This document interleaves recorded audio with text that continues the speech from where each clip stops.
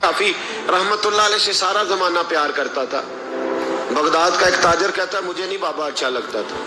ہمارا اپنا اپنا ذہن ہے نا. ہم کہتے ہیں میں نے جدھر ساری دنیا جا رہی ہے وہاں نہیں جانا. کہتے ہیں کہ وہ بابا مجھے نہیں اچھا لگتا تھا, حالانکہ سارا بغداد عزت کرتا. کیوں نہیں اچھا لگتا تھا؟ کہتے اس لیے کہ بابا نہ صرف فرض مسجد میں پڑھتا تھا, باقی نماز گھر جا کے. تو میں کہتا تھا اتنا ولی ہے تو باقی بھی مسجد میں پڑھے. کہتے ایک دن میں نے کہا جسوسی کرنی ہے اس کی, جو کہ اسلام میں منع ہے.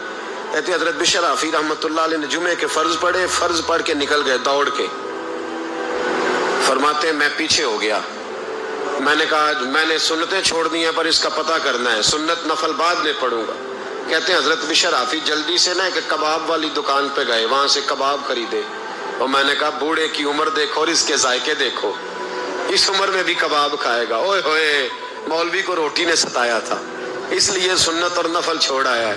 کہتے تھوڑا سا وہ آگے بڑھے تو نان بھائی کی دکان سے نا نان خریدے. میں نے کہا دیکھو یار, دیکھو اس کے ذائقے, گرم نان کھائے گا.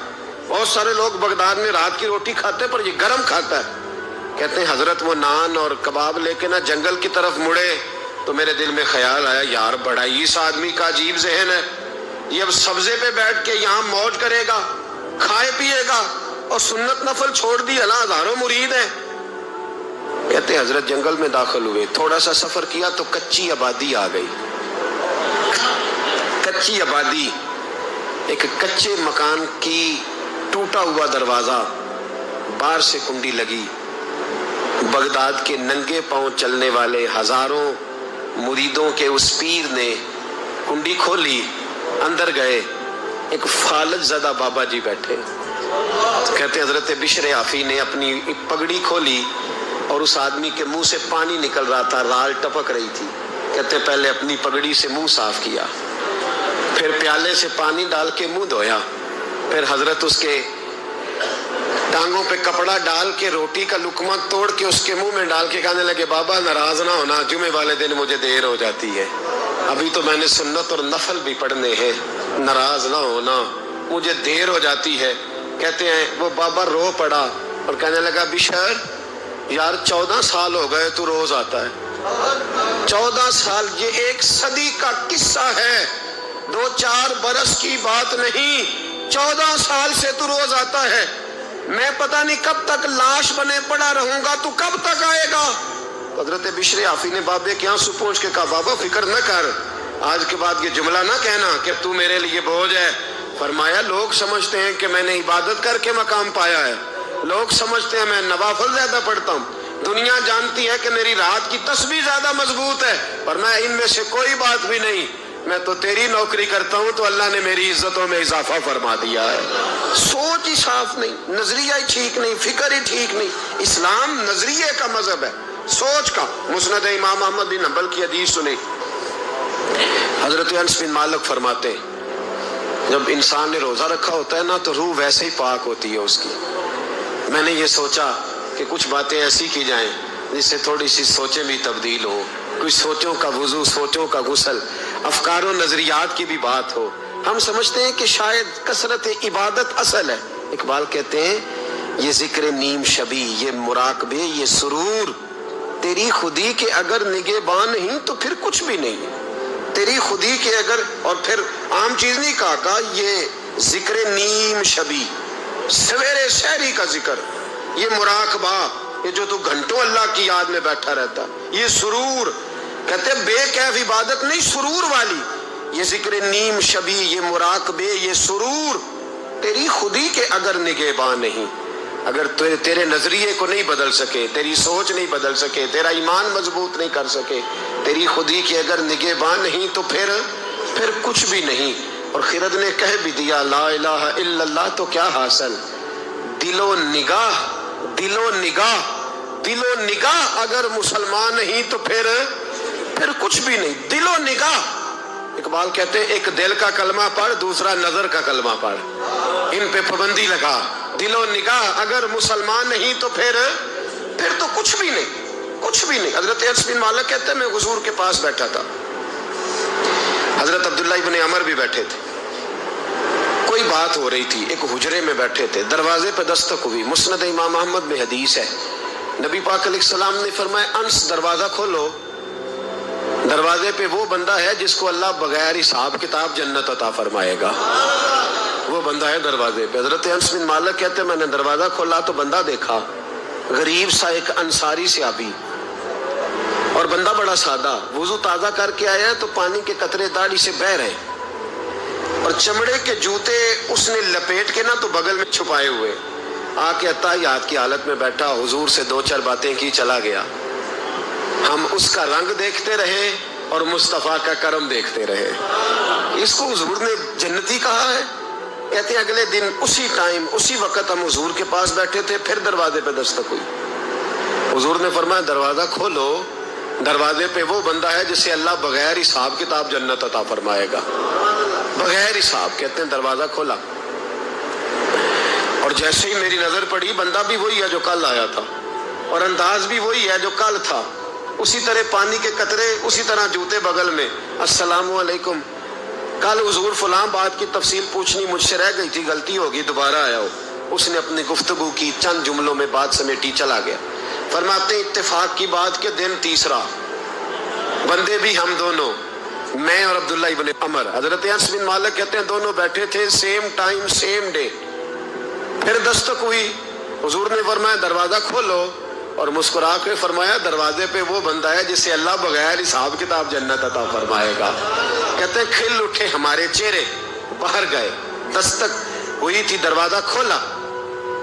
فرماتے مجھے یقین تھا وہی ہوگا جو 2 دن پہلے آیا تھا، اور میرے یقین کے مطابق ہی کام ہوا، وہی بندہ تھا جو کل بھی تھا، جو پرسوں بھی تھا، حالت اور کیفیت اور انداز بھی وہی تھا، پانی کے قطرے بہہ رہے ہیں، اور اس شخص نے جوتے بغل میں دبائے ہوئے خدمت میں حاضر ہوا، بیٹھ گیا، بات چیت کی، چلا گیا۔ حضرت انس بن مالک کہتے ہیں تھوڑی دیر ہوئی تو حضور بھی تشریف لے گئے۔ حضرت عبداللہ ابن عمر مجھے کہنے لگے یار ویسے کتنے اس کے نصیب ہیں، کتنے نصیب ہیں، کوئی آیا لے کے چلا گیا، کوئی آیا لے کے چلا گیا، کوئی عمر بھر بھی نہ پا سکا، میرے مولا تجھ سے گلہ نہیں، یہ تو اپنا اپنا نصیب ہے، یہ تو اپنا اپنا۔ اور نہ کسی کے حال پہ طنز کر، نہ کسی کے غم کا مذاق اڑا، وہ جسے چاہے جیسے نواز دے، یہ مزاج لطف رسول ہے صلی اللہ تعالی علیہ وسلم۔ کہتے ہیں ہم لوگ گفتگو کرنے لگے، عبداللہ ابن عمر مجھ سے کہنے لگے یار ویسے پتہ کرنا چاہیے یہ کون سا عمل کرتا ہے، پتہ کرنا، جیسے ہم نہیں پتہ کرتے کہ یہ بندہ بڑا چمک گیا، پتہ کرو کون سا کاروبار کرتا ہے، ذرا اس کی جاسوسی تو کرو۔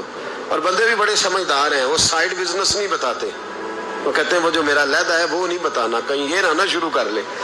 حالانکہ انسان کے پاس جو خوبی، جو اللہ نے اسے دولت دینی ہوتی ہے، وہ اپنا اپنا نصیب ہوتا ہے، وہ گھر میں بیٹھے بھی اللہ عطا کر دیتا۔ وہ کہتے ہیں کہ پتہ کرو کیا عمل کرتا ہے، تو حضرت عبداللہ ابن عمر کہتے ہیں میں اس کے پیچھے ہو گیا، اس سے سلام لی، تو میں نے کہا مجھے 2-3 دن کے لیے مہمان بنا لو گے، مان نہ مان میں تیرا مہمان، 2-3 دن کے لیے مہمان بنا لو گے؟ تو کہتے ہیں مجھ سے کہنے لگا کوئی گھر میں جھگڑا ہو گیا، کیونکہ پڑوس میں تو تمہارا قریب ہی تو تمہارا گھر ہے، میرے مہمان بننے کو جھگڑا ہے؟ تو میں نے کہا چلو ایسے ہی سمجھ لو، پر مجھے مہمان بنا لو۔ کہتے ہیں میں 3 دن اور 3 راتیں اس شخص کے ساتھ رہا، وہ کتنا صدقہ کرتا ہے میں نوٹ کرتا رہا، نماز کتنی پڑھتا ہے، اس کا کیا، میں چاہتا تھا کہ وہ عمل مجھے ملے۔ اس کی برکت سے مصطفیٰ نے اسے 3 مرتبہ جنتی فرمایا ہے تاکہ وہ کیفیات مجھے بھی ملے۔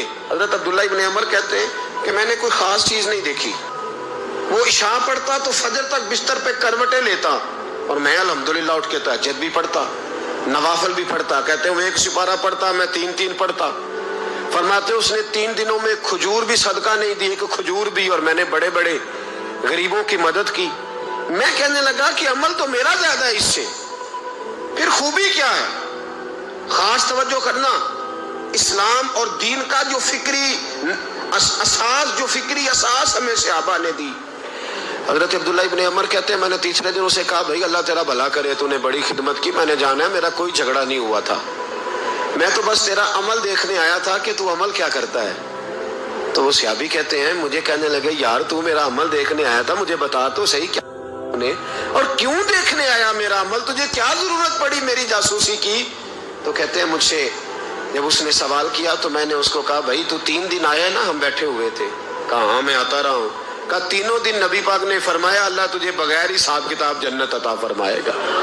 تو میں چاہتا تھا کہ میں ذرا جاسوسی کروں، ذرا دیکھوں، کھوج لگاؤں کون سا ایسا عمل ہے، آپ بھی ذرا دھیان دیجئے گا، کون سا ایسا عمل ہے، حالانکہ تو شاہ پڑھتا ہے اور اٹھ کے فجر پڑھتا ہے، میں تہجد بھی پڑھتا ہوں، تیرا سپارہ 1 ہے میرے 3 ہے، کون سا ایسا عمل ہے جس کے سبب تجھے جنت ملے گی؟